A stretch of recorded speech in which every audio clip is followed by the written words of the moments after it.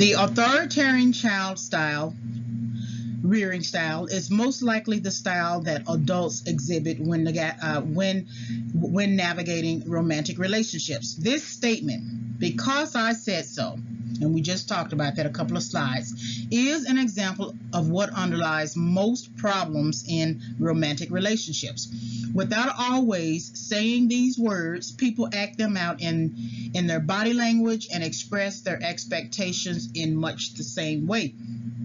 And again, if you are still saying "because I said so," it is likely because you have not been challenged.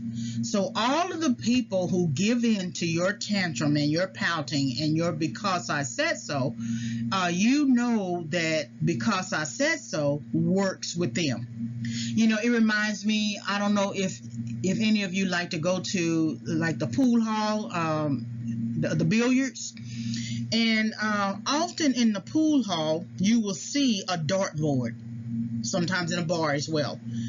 And the goal is to try to throw the dart and hit the center, right?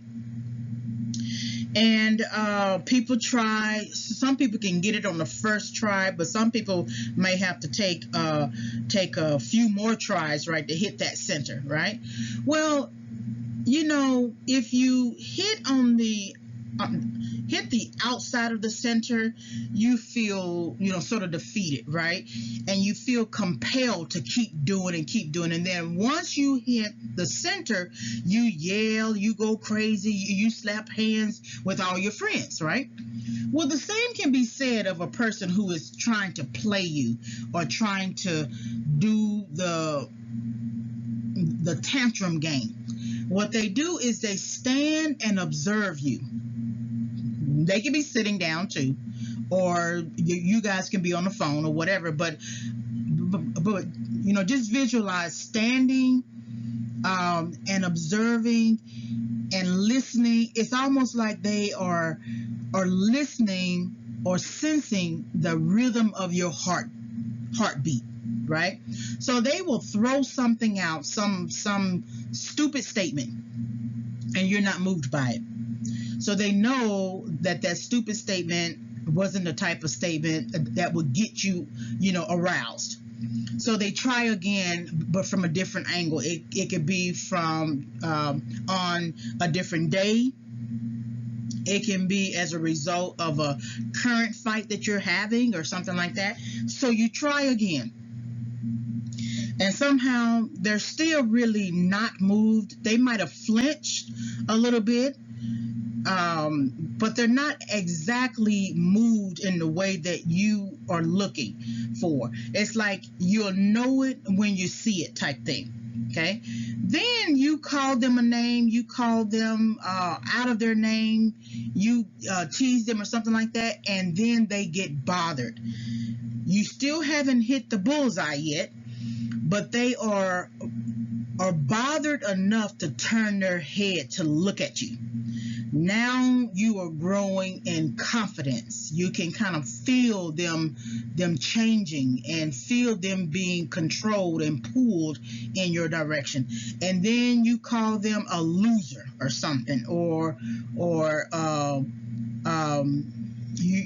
you make fun of their love making, anything that really gets at their ego, and then they yell, they go, they get all up in arms and everything, they flag their arms, and then they storm out the door. Now you got them. Exactly.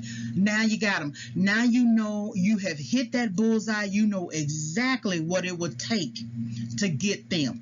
And so instead of being concerned about the person getting upset, you smile. You smile inside.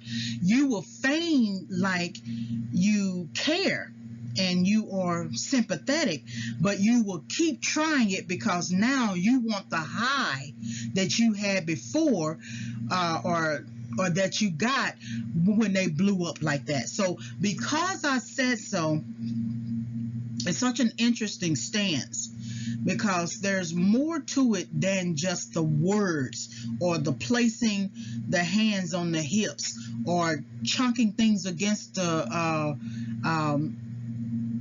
across the room to get their attention. There's more to it that you're actually after. It is this type of statement and parenting style that people use to control the relationship.